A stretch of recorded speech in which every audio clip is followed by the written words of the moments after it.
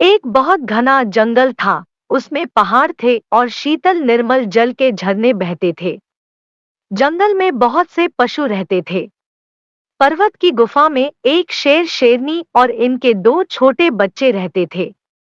शेर और शेरनी अपने बच्चों को बहुत प्यार करते थे।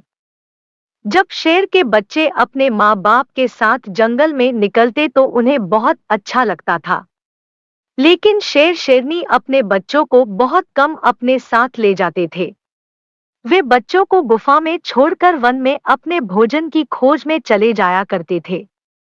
शेर और शेरनी अपने बच्चों को बार बार समझाते थे कि वे अकेले गुफा से बाहर भूलकर भी न निकले। लेकिन बड़े बच्चे को यह बात अच्छी नहीं लगती थी। एक दिन शेर शेरनी जंगल में गए थे। बड़े बच्चे ने छोटे से कहा, चलो झरने से पानी पी आए और वन में थोड़ा घूमें। हिरणों को डरा देना मुझे बहुत अच्छा लगता है। छोटे बच्चे ने कहा, पिताजी ने कहा है कि अकेले गुफा से मत निकलना। झरने के पास जाने को बहुत मना किया है। तुम ठहरो, पिताजी या माताजी को आने दो, हम उनके साथ जाकर पानी पी लेंगे। बड़े बच्चे ने कहा, मुझे प्यास लगी है। सब पशु तो हम लोगों से डरते ही हैं। फिर डरने की क्या बात है? छोटा बच्चा अकेला जाने को तैयार नहीं हुआ। उसने कहा, मैं तो माँ बाप की बात मानूंगा। मुझे अकेला जाने में डर लगता है। बड़े भाई ने कहा, तुम डरपोक हो, मत जाओ, मैं तो जाता हूँ। बड़ा बच्चा गुफा से निकला और झरने के पास गया। उसने पेट भर पानी पिया और तब हिरणों को ढकते हुए इधर उधर घूमने लगा। जंगल में उस दिन कुछ शिकारी आए हुए थे। शिकारियों ने दूर से शेर के बच्चे को अकेले घूमते देखा तो सोचा कि इसे पकड़कर किसी चिड़ियाघर में बेच देने से अच्छे रुपए मिलेंगे।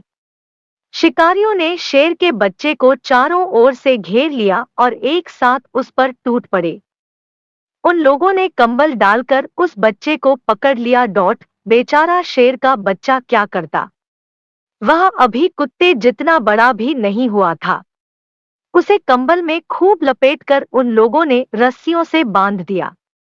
वह न तो छटपटा सकता था, न गुर्रा सकता था।